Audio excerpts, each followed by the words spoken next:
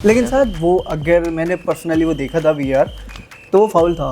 अगर आप देखें जो इजिप्शियन प्लेयर का जो पैर था ना वो लगा था और फुटबॉल टच नहीं हुई थी उसके पैर से। अगर फुटबॉल टच हुई होती तो हम कह सकते थे वो फाउल नहीं। और इसके ऊपर सोने पे सुहागा ये हुआ कि रेफरी ने बाद में उन्हीं को ही येलो कार्ड दे दिया, तो बाद में रेड कार्ड भी दे दिया था उन्हें। रेफरी के सारे ही डिसीजंस गलत नहीं थे, बहुत से डिसीजंस उसके सही भी थे। इंटरनेट पे बहुत ज़्यादा बढ़ा चढ़ा दिया इस चीज़ को, जिस तरह आजकल चल रहा है Messi is a princess of FIFA. तो साथ आप क्या करेंगे इस कोड को लेकर, आप क्या कहेंगे? आपने बिल्कुल सही बोली है। देखें ये प्रिंसेस बिल्कुल वो हो सकती हैं मेसी जो है फीफा की, वो इसलिए क्योंकि वो टॉप प्लेयर है। जाहिर सी बात है अगर आपकी फील्ड का कोई एक टॉप स्टार हो तो वो पूरी फेडरेशन के लिए पूरी तो प्रिंस हुआ या प्रिंसेस हुई? तो प्रिंस और प्रिंसेस में फर्क होता है। अर्जेंटीना स्विट्जरलैंड को आउट क्लास कर देगा। ये आप कंट्रोवर्सीज के बात कह रहे हैं या कंट्रोवर्सीज के बगैर? ये भी कहा जा रहा है कि 12 प्लेयर जो अर्जेंटीना के थे वो रेफरी ही थे। आप ये बात कह रहे हैं, मैंने एक लाइनअप देखी, बहुत फनी लाइनअप थी कि मेसी अटैकर है और उसके बाद फीफा के प्रेसिडेंट है, साथ में फीफा है, नीचे रेड कार्ड है, नीचे येलो कार्ड है, साथ में फुटबॉल है। इतनी सारी लाइनअप, इतने सारे मीम्स ही बहुत वायरल हुए इस चीज़ को लेकर। अस्सलाम वालेकुम, फुटबॉल जुनून के साथ मैं हूं मोहम्मद शर्जील और आज दोबारा से हमारे साथ है साथ समूह। साथ आपने कल का मैच तो देखा होगा, कल का मैच जो कि बहुत कंट्रोवर्सीज का शिकार रहा, बहुत हद से ज़्यादा कंट्रोवर्सीज रही। अगर मैं कहूँ फीफा की तारीख का सबसे ज़्यादा कंट्रोवर्शियल अगर मैच था तो वो कल का था। और ये पहला फीफा है जिसके अंदर हद से ज़्यादा कंट्रोवर्सीज चल रही हैं, भले फिर वो रेड कार्ड की हो, भले फिर वो रेसिज्म का इशारा हो, या फिर फाउल्स ना देने हो, या फिर पेनल्टीज ना देनी हो, रेफरी के ऊपर कंट्रोवर्सी हो। हर तरीके से वो प्रॉपर कंट्रोवर्शियल मैच था। सबसे पहले गोल्स के ऊपर आते हैं। गोल्स 16 मिनट के अंदर जो गोल हुआ उसके ऊपर फाउल दिया गया और उसके बाद अर्जेंटीना के प्लेयर्स स्लैप कर रहे थे इजिप्शियन प्लेयर्स को। जी वो ड्रिबलिंग करते हुए वो लग रही थी वो। बिल्कुल। लेकिन साथ ये सब तो अलाउ होता है, अगर आप ड्रिबलिंग कर रहे हो, आपके पैर के अंदर बॉल है, अगर आप पैर मतलब बॉल को टैकल कर रहे हो तो उस वक्त लग जाती है, तो ये फाउल नहीं माना जाता। इंटेंशनली अगर देखते हैं, कमेंटेटर्स उस वक्त यही बोल रहे हैं कि अगर इंटेंशनली देखते हैं कि वो अगर स्लैप वो मार रहा है, अगर उसकी बॉडी मूवमेंट तो जा रही है तो ठीक है, कोई मसला नहीं है, लेकिन इंटेंशनली वो मार रहा है तो जाहिर सी बात है वो फाउल है। और साफ जाहिर हो रहा था, एक बार नहीं, एक से ज़ायद मरतबा ऐसा हुआ है, उन्होंने फाउल्स करने की कोशिश की, उन्होंने स्लैप करने की कोशिश की। और इसी के अगर अदर साइड पर देखें तो इजिप्शियन प्लेयर्स का हल्का सा टच हो रहा था तो वो फाउल दे रहे थे। इनफैक्ट उनका गोल भी फाउल में कर दिया गया वीआर की। लेकिन सर वो अगर मैंने पर्सनली वो देखा था वीआर तो वो फाउल था। अगर आप देखें जो इजिप्शियन प्लेयर का जो पैर था ना वो लगा था और फुटबॉल टच नहीं हुई थी उसके पैर से। अगर फुटबॉल टच हुई होती तो हम कह सकते थे वो फाउल नहीं है, लेकिन फुटबॉल टच ही नहीं हुई थी। लेकिन बात डिसीजंस के ऊपर हो रही है। आप बिल्कुल ठीक कह रहे हैं, वो फाउल था, लेकिन जो दीगर फाउल्स थे वो नहीं दिए गए। रेफरिंग बिल्कुल कंसिस्टेंसी के साथ नहीं की गई। इसके ऊपर काफ़ी सवालात खड़े हो रहे हैं, सोशल मीडिया के ऊपर भी खड़े हो रहे हैं। और इनके कोच जो उस वक्त प्रोटेस्ट कर रहे थे मैच से पहले, तो वो फ़लस्तीन का झंडा लेकर लहरा रहे थे, लेकिन मैच के दौरान जब ये सारी चीज़ें कंट्रोवर्सीज हो रही थी तो उन्होंने एक सिग्नल किया, आपने नोट किया। तो आप क्या कह रहे हैं, ये जो फ़लस्तीन का जो उन्होंने फ्लैग वेव किया, क्या ये वजह थी मैच, मतलब उनके साथ नाइंसाफ़ी? बहुत सारे क्लेम्स ऐसे आ रहे हैं सोशल मीडिया पर, यूज़र्स कह रहे हैं, फैंस कह रहे हैं, बिल्कुल वो तो अपने अंदाज से ये कहेंगे, लेकिन ऐसा क्लेम नहीं कर सकते, र्यूमर्स कह सकते हैं इस चीज़ को। लेकिन मैं बात कर रहा था कि उन्होंने सिग्नल किया रेसिज्म का, और ये लेकिन फीफा ने उसे एक्नॉलेज ही नहीं किया। बिल्कुल, ये ऑफिशियल है, इसके ऊपर एक्नॉलेज किया जाता है, गेम रोका जाता है, बिल्कुल उसको रिव्यू किया जाता है, सही है, लेकिन उन्होंने नहीं किया, सही है। और इसके ऊपर सोने पे सुहागा ये हुआ कि रेफरी ने बाद में उन्हीं को ही येलो कार्ड दे दिया। बाद में रेड कार्ड भी दे दिया था उन्हें। बाद में उन्होंने रेड कार्ड भी दिया था, येलो कार्ड भी बाद में ज्यादा मतलब बहस और मुबाहिसा जब चला था उन्होंने रेड कार्ड दे दिया था। एक ये रेफरी की ईगो पर भी आ गई थी बात उस वक्त, तो मैं भी हो सकता है ये भी तो रहा ही है। लेकिन साथ रेफरी के सारे ही डिसीजंस गलत नहीं थे, बहुत से डिसीजंस उसके सही भी थे। इंटरनेट पे बहुत ज़्यादा बढ़ा चढ़ा दिया इस चीज़ को, लेकिन मैं मानता हूँ कि कुछ डिसीजन वो थोड़े कंट्रोवर्शियल थे, लेकिन कुछ सारे नहीं। जिस तरह आजकल चल रहा है Messi is a princess of FIFA, तो साथ आप क्या करेंगे इस कोड को लेकर, आप क्या कहेंगे? आपने बिल्कुल सही बोली है। देखें ये प्रिंसेस बिल्कुल वो हो सकती हैं मेसी जो है फीफा की, वो इसलिए क्योंकि वो टॉप प्लेयर है। जाहिर सी बात है अगर आपकी फील्ड का कोई एक टॉप स्टार हो तो वो पूरी फेडरेशन के लिए, पूरी तो प्रिंस हुआ या प्रिंसेस हुई? तो प्रिंसेस प्रिंस और प्रिंसेस में फर्क होता है प्रिंस नहीं, मैं प्रिंस नहीं कहूँगा, प्रिंसेस इसीलिए कहूँगा क्योंकि एक्स्ट्रा फेवर नज़र आ रहा है। 2 फाउल्स जो हो रहे थे वो नहीं दिए, और इजिप्शियंस की तरफ से फेवर कोई नहीं दिया, इजिप्शियंस को कोई फेवर नहीं दिया जा रहा था। और उसके बाद मैच के बाद की अगर हम बात करें, जो आखिरी 12 मिनट के अंदर उन्होंने कमबैक किया और 3 गोल कर दिए। मैच के बाद उनके प्लेयर ने प्रेस कॉन्फ्रेंस की, उनके प्लेयर ने भी यही उन्होंने क्या नो फेयर कोई रेफरी वाज नॉट फेयर, या उसने स्टेटमेंट दी थी बिल्कुल फेयर गेम नहीं हुआ। उसके बाद कोच ने भी यही कहा कि मैं अब दोबारा वर्ल्ड कप नहीं खेलूंगा, वो इस वजह से क्योंकि यहाँ कोई जस्टिस नहीं है। तो ये एक ऑफिशियल स्टेटमेंट है उनकी, ये बहुत बड़ा स्टेटमेंट है और फीफा के लिए ये स्टेटमेंट बहुत सीरियस हो सकता है, और यही वो मोमेंट है जिसकी वजह से सबसे ज़्यादा कंट्रोवर्सी क्रिएट हो रही है। इसी वजह से लोगों ने काबो वर्डे का मैच के ऊपर भी रिव्यू शुरू कर दिया है कि वो भी कंट्रोवर्शियल था। तो साथ आप उस बारे में क्या कहेंगे? देखें, वो मैच तो गुजर गया, अब उसके ऊपर बात करना फजूल ही लगता है, क्योंकि कोई अब ना तुक नहीं है उस बात का। बिल्कुल ना। लेकिन साथ once again back on the Messi, अगर हम ये बोलें कि एक पर्सनली इंडिविजुअल को इतना फेवर मिल रहा है तो उसकी या तो कोई वजह हो सकती है, या फिर ये एक टॉपिक ही मतलब बेकार हो सकता है। सोशल मीडिया के ऊपर एक चीज़ को हद से ज़्यादा चढ़ा दिया गया है। मेसी फैंस अभी इंजॉय कर रहे हैं, ऐसा नहीं है, मेसी फैंस भी इसके ऊपर बात कर रहे हैं, मेसी फैंस इंजॉय कर रहे हैं। ऑब्वियसली उनका प्लेयर, उनका स्टार प्लेयर जीता है, Messi top of the table भी आ गए, एम्बापे हालैंड के ऊपर आ गए। लेकिन साथ उन्होंने मेहनत भी की है, उन्होंने जो गोल स्कोर किया है ना, सेकंड गोल, उन्होंने बहुत उम्दा स्कोर किया है। लेकिन उनकी स्किल्स के बारे में तो कोई नहीं कह सकता ना, उनकी skills top of the table है। लेकिन फेवर की अगर जहाँ तक बात है तो फैंस तो ये भी कह रहे हैं कि रोनाल्डो की हार मेसी की जीत से ज़्यादा बेहतर है। आप क्या कहते हैं? आप तो पुर्तगाल के बहुत डाई हार्ड फैन है, रोनाल्डो के डाई हार्ड फैन है, तो आप प्रोटेस्ट क्यों नहीं करते?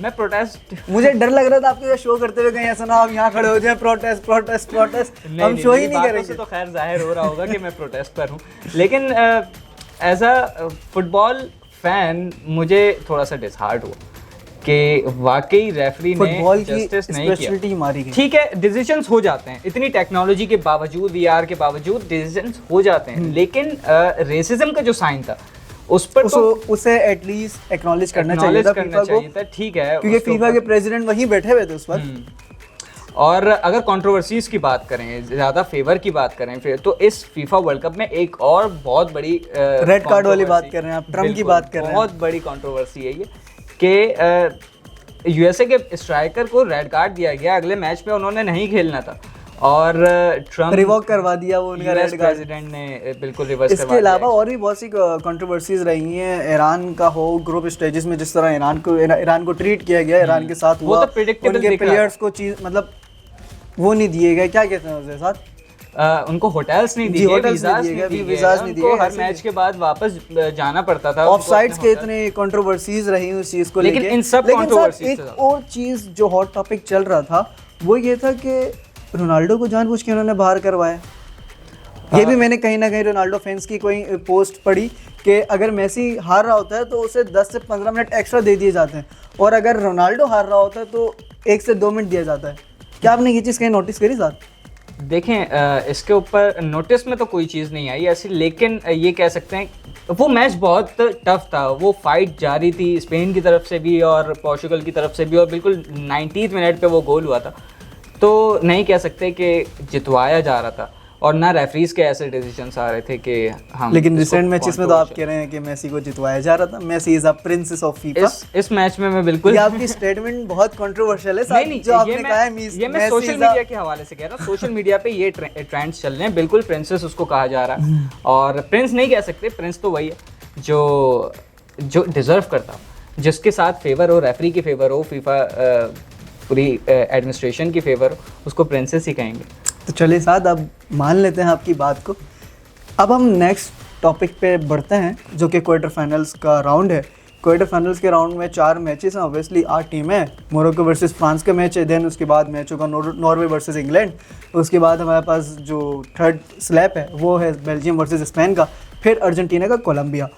अर्जेंटीना का सफर इंतहाई आसान रहा है, इंतहाई आसान रहा है। फीफा का जो उनका जो स्लॉट रहा है बहुत आसान रहा है, लेकिन फिर भी उन्होंने बहुत मायूस किया। काबो वर्डे के अगेंस्ट वो फंस गए, इजिप्ट से वो ऑलमोस्ट हारते रह गए। कोलंबिया कोलंबिया भी बहुत, मतलब सॉरी कोलंबिया नहीं, स्विट्जरलैंड ने क्वालिफाई किया।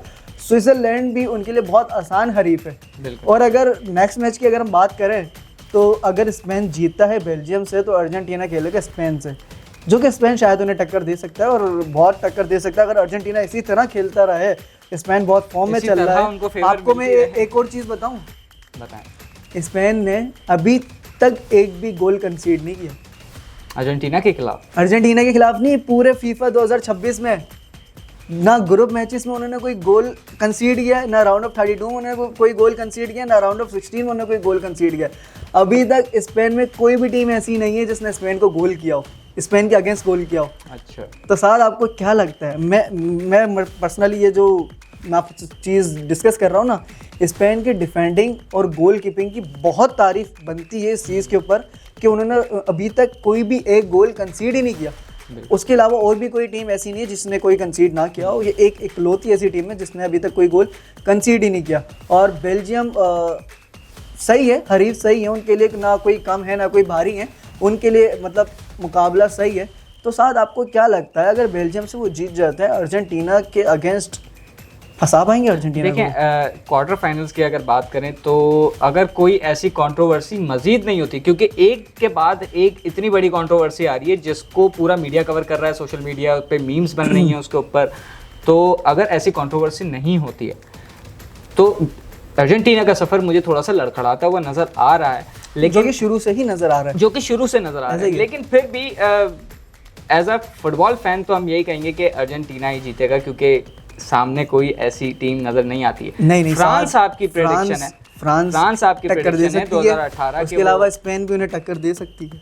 बिल्कुल स्पेन भी टक्कर दे सकती है। जिस तरह स्पेन अपना टूर्नामेंट लेकर चल रही है without any conceding any single गोल, तो वो किसी भी टीम के लिए बहुत खतरनाक हरीफ साबित हो सकती है, भले फिर वो फ्रांस क्यों ना हो या फिर अर्जेंटीना ही क्यों ना हो। तो चलें साथ पहले मैच से शुरू करते हैं, Morocco versus France. Obviously France बहुत ज़्यादा सख्त हरीफ है मोरक्को के अगेंस्ट। दिल मेरा मोरक्को के साथ है, मेरा भी दिल मोरक्को के साथ है, लेकिन फ्रांस की काबिलियत को उनके जो स्टार हैं ओलेसिया, डेम्बेले, एम्बापे, उन्हें हम इग्नोर नहीं कर सकते। वो बहुत आउटस्टैंडिंग प्लेयर हैं। आप किसकी तरफ प्रेडिक्शन करें? मैं प्रेडिक्ट तो यही करूंगा, मैं ऑब्वियसली फ्रांस को फेवर करूंगा। मोरक्को के साथ, आप मोरक्को के साथ हैं, तो चले साथ देखते हैं। मैं पर्सनली चाहता हूँ मोरक्को जीते, लेकिन अगर हम स्टेट से बात करें तो फ्रांस विल विन, और मेरी प्रेडिक्शन भी यही है कि फ्रांस ये वर्ल्ड कप जीतेगा। पहले ही प्रेडिक्शन कर दी थी, मैंने यही कहा था कि फ्रांस फीफा जीतेगा, सो ऑब्वियसली साथ I go with the France. Next match में आते हैं Norway versus England, Harry Kane, Bellingham versus Erling Haaland. क्या लगता है साथ आपको? नॉर्वे बहुत अच्छी रिदम में, नॉर्वे बहुत अच्छी रिदम में है, लेकिन इंग्लैंड भी बहुत अच्छी रिदम में है। एरन हालैंड अपने करीब किसी को भटकने नहीं दे रहा। आपने हालैंड की बात करी, हालैंड के भले 7 गोल हैं, लेकिन हैरी केन के भी 6 गोल हैं, लेकिन 1 गोल का डिस्टेंस है सिर्फ, लेकिन उनसे नीचे हैं। और बिल्कुल इंग्लैंड की टीम कॉम्बिनेशन अच्छा है, जबकि नॉर्वे जो है सिर्फ एर्लिंग हालैंड को इतना बड़ा चढ़ा के पेश करता है, लेकिन रिदम बहुत इंग्लैंड के पास बेलिंगम है, उसके साथ उनके पास हैरी केन है, हैरी केन जो कि अटैकर है, और बेलिंगम जो कि मतलब मिडफील्डर है, और दोनों ही बहुत अच्छी फॉर्म के अंदर है। तो मुझे लगता है कि इंग्लैंड नॉर्वे को टफ टाइम दे सकता है। ठीक है, मैं इस मैच में इंग्लैंड के साथ जाऊंगा। आप किसके साथ जाएंगे? मैं नॉर्वे के साथ। आप नॉर्वे के साथ जाएंगे। क्या आपने ये डिसाइड किया है कि जिस टीम के साथ में जाऊंगा आप उसके अगेंस्ट ही रहेंगे? बिल्कुल यही करना पड़ेगा, हम 2 ही होस्ट हैं इस प्रोग्राम के, क्योंकि नहीं क्या पता हमारा एक फेवरेट हो। देखिए मैं आपको बता रहा हूँ जब 4th स्लैब की बारी आएगी ना, लैब की जब बारी आएगी 4th लैब की, हम दोनों की एक ही प्रेडिक्शन होगी। तो चलें तीसरे लैब पे आ जाते हैं। तीसरा मैच है हमारे पास बेल्जियम वर्सेस स्पेन। ऑब्वियसली मैं इसमें स्पेन को फेवर करूंगा। बिल्कुल, मैं भी इसी पे। लो ये तो 4th आया ही नहीं, ये तो थर्ड में ही है। चलें सही है, बेल्जियम लेकिन बेल्जियम फेवरेट्स में आती है, क्योंकि बेल्जियम के खिलाफ ऐसी कोई कंट्रोवर्सी भी नहीं है, वो परफॉर्म अच्छा कर रहे हैं, उनके प्लेयर्स बहुत हम्बल हैं, बहुत हम्बल हैं। इनफैक्ट रोनाल्डो को जब पोर्चुगल को जब आउट किया तो उनकी टीम का कोई पोर्चुगल की टीम का कोई उनको फेयरवेल करने नहीं आ रहा, तो वो रो रहे थे और कैमरे के सामने। लमिन यमाल आपने जिक्र भी किया, हक किया, ये बहुत आपने जिक्र भी पिछले वायरल किया, बहुत वायरल किया ये सोशल मीडिया के ऊपर। तो बहुत काइंड गेस्चर है उनका ना। स्पेन का तो स्पेन के साथ में जाना पसंद करूँ। स्पेन की एक चीज़ ये भी अच्छी है कि उनकी मिड फील्डिंग बहुत आउटस्टैंडिंग है, उनकी डिफेंडिंग भी बहुत आउटस्टैंडिंग है, और उनकी अटैकिंग कहीं ना कहीं लड़खड़ाती नज़र आ जाती है, लेकिन उनकी मिड फील्डिंग, उनकी डिफेंडिंग बहुत आउटस्टैंडिंग जा रही है।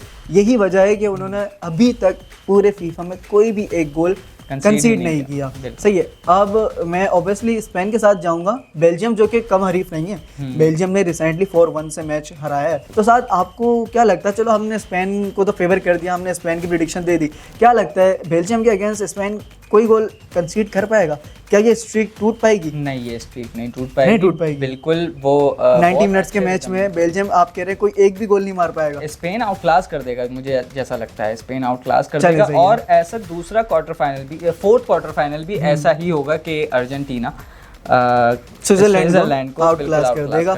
ये आप कंट्रोवर्सीज के बात कह रहे हैं या कंट्रोवर्सीज के बगैर? कंट्रोवर्सीज अगर हो भी गई तब भी यही सेम रिजल्ट आना और अगर नहीं हुई तो? और अगर नहीं हुई तब भी मुझे लगता है कि यही अर्जेंटीना कर देगा। अर्जेंटीना का एक साइड बहुत भारी है, उनकी ऑब्वियसली उनकी अटैकिंग साइड बहुत स्ट्रांग चल रही है, और इवन रोमेरो ने 2 से 3 गोल्स कर दिए, जबकि रोमेरो डिफेंडर है उनके। मेसी की जो कॉर्नर किक है ना, वो नो डाउट बहुत एंड अच्छा, आपने मेसी की बात करी, आप जरा ये जिक्र भी छेड़ें कि मेसी की पहली दफा पेनल्टी वर्ल्ड कप में 2 पेनल्टीज मिस हुई। पेनल्टी में मुझे लिटरली जब पेनल्टी मिली थी ना, मैंने बोला इजिप्ट ने गलती कर दी, लेकिन उन्होंने पेनल्टी मिस कर दी। लिटरली वो मेरे लिए बहुत शॉकिंग चीज थी कि मेसी ने पेनल्टी मिस कर दी। वो सबके लिए शॉकिंग थी। इनफैक्ट पीछे ही बिल्कुल एक पिक्चर वायरल हो गई थी, जी वो वीडियो बना रहे थे, आई शो स्पीड बैठे हुए थे और वो बिल्कुल शॉक।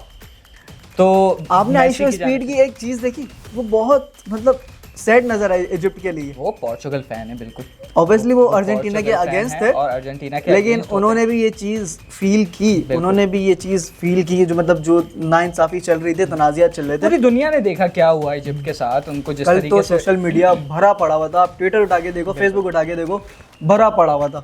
बिल्कुल, ये भी कहा जा रहा है कि 12 प्लेयर जो अर्जेंटीना के थे वो रेफरी ही थे। आप ये बात कह रहे हैं, मैंने एक लाइनअप देखी, बहुत फनी लाइनअप थी कि मेसी अटैकर है और उसके बाद फीफा के प्रेसिडेंट है, साथ में फीफा है, नीचे रेड कार्ड है, नीचे येलो कार्ड है, साथ में फुटबॉल है। इतनी सारी लाइनअप, इतने सारे मीम्स ही बहुत वायरल हुए इस चीज़ को लेकर। तो चलें साथ अपने प्रोग्राम को इख्तिताम की जानिब बढ़ाते हैं। जाते जाते मैं दोबारा से यही कहूँगा कि हमारी प्रेडिक्शंस तो हो गई हैं और फाइनल में मेरी वही प्रेडिक्शन है, फ्रांस जीतेगा। और लिटरली सोशल मीडिया पे जो लोग हैं ना, पागल हुए हैं इस चीज़ को लेके कि फ्रांस वर्सेस अर्जेंटीना हो और फ्रांस अर्जेंटीना को आउट क्लास करे फाइनल के अंदर। देखिए, जो पोर्चुगल जब नॉकआउट हो गई तो उसके बाद मेरी प्रेडिक्शन यही है कि फ्रांस फाइनल में जाए और दूसरी साइड से अर्जेंटीना बिल्कुल आएगा और फ्रांस जीत जाए। मैं भी उन्हीं फैंस में हूँ, मतलब आप मेरी प्रेडिक्शन को फेवर कर रहे हैं। बिल्कुल। चलें साथ मान लेते हैं। अपने ऑडियंस से एक सवाल करते हैं, क्या लगता है आपको, क्या ये कंट्रोवर्सीज जारी रहेंगी? मेसी को प्रिंसेस ट्रीटमेंट मिलता रहेगा? दूसरी टीमें ऐसे ही खामोश रहेंगी? क्या लगता है आपको, अर्जेंटीना क्वालिफाई कर पाएगी फाइनल के लिए? क्या फ्रांस फाइनल में अर्जेंटीना को आउट क्लास कर पाएगी, या फिर फ्रांस का सफ़र मोरक्को क्वार्टर फाइनल में ही ख़त्म कर देगी? इसका जवाब आप हमारे कमेंट सेक्शन में लाजमी दीजिएगा। अल्लाह हाफिज़।